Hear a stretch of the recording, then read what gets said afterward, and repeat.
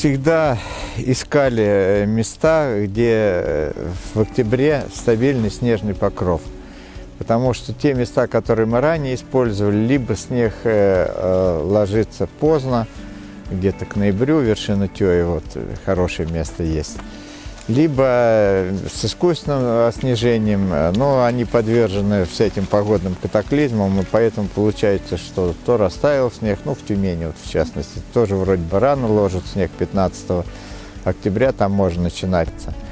Вот, поэтому мы вот искали, а до нас здесь в 80-х годах тренировалась сборная команда СССР тогда под руководством Лопухова Николая Петровича и Александра Алексеевича Грушина.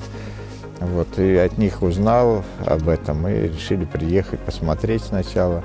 Вот, ну а потом уже приехали, как раз вот строился вот этот комплекс в тот момент, как бы мы инициировали ускорение строительства, и буквально там, как посмотрели уже, весной мы посмотрели, а осенью заехали. Мы сюда приезжаем второй год подряд на первый снег. Это единственное такое место, где можно свободно кататься, неограниченное количество трасс, снега достаточно. В этом году, конечно, маленько потеплее стало, чем в предыдущие года, но все же мы нисколько не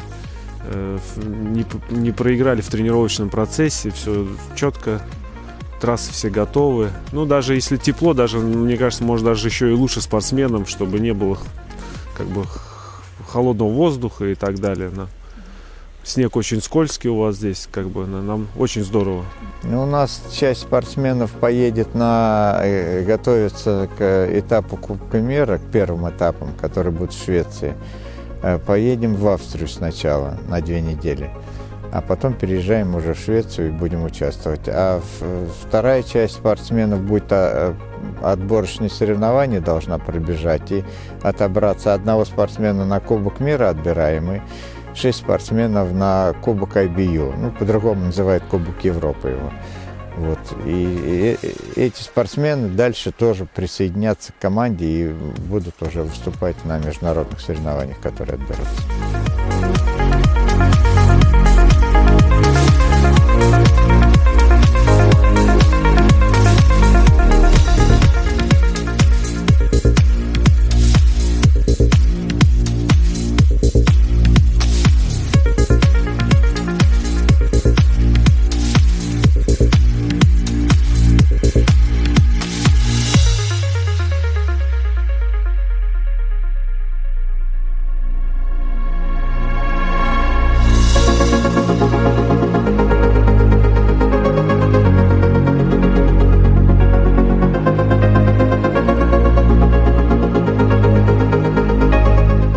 Приехали сюда уже не первый год, непосредственно я второй. Вот, нам очень нравятся все условия. И если говорить с позиции стрелкового компонента, замечательное стрельбище, есть тир, есть залы, где можно позаниматься в тепле холостым тренажом. Так что здесь созданы прекрасные условия для того, чтобы мы, так скажем, завершили подготовительный период. У нас практически заключительный сбор, когда мы еще можем что-то потренировать. Вот, поэтому все нравится, все отлично.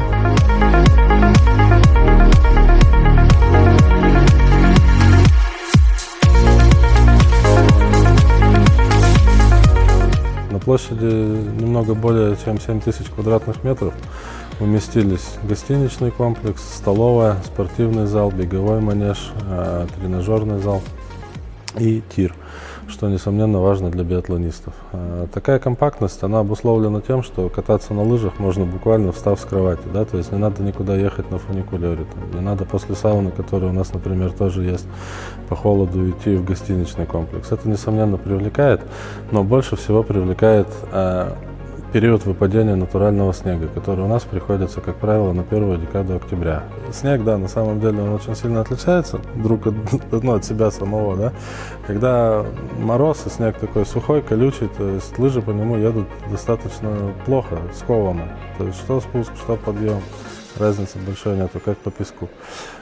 Первый влажный именно снег при около нулевых температурах, может быть, когда +1, +2, да, вот как сейчас погода, нам дает возможность воспользоваться так называемым быстрым снегом. То есть тренировка на быстром снегу, она почему важна? То есть спортсмен привыкает к тем скоростям, на которых он будет выступать на этапах Кубка мира, на чемпионате мира, на Олимпийских играх. То есть там, как правило, вот такой вот влажный, быстрый снег, по которому лыжа катится с приличной скоростью довольно.